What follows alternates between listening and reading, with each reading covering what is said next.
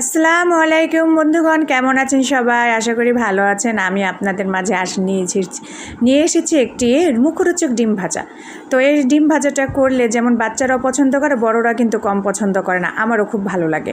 তো আমি এখন এখানে 1 মুঠ পরিমাণে কিছু পুঁই শাক নিয়েছি। সেটাকে আমি ভালো করে ধুয়ে সুন্দর করে কুচি কুচি করে আমি নিয়েছি। এখন একটি কাঁচামরিচ নেব।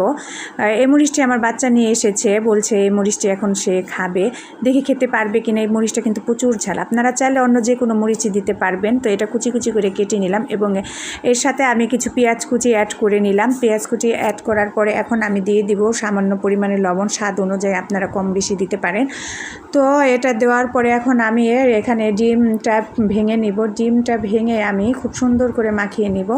এটা কিন্তু খুব সুস্বাস্থ্যকর এবং ভালো। বাচ্চারা যদি পুঁই শাক খায় তাহলে বাচ্চাদের ব্রেন কিন্তু ভালো হয়, ক্লিয়ার, স্মরণশক্তি বৃদ্ধি হয়। তো এটা কথা চিন্তা করি আমি আমার বাচ্চাকে খাবারের তালিকায় আমি পুষ্টিগুণ দিতে চেষ্টা করি। তো এখানে কিছু কড়াইতে তেল গরম করে সেই তেলে আমি এখন সেই ডিম মাখাটা ছেড়ে দেব, ছেড়ে উল্টিয়ে পাল্টিয়ে ভেজে নেব।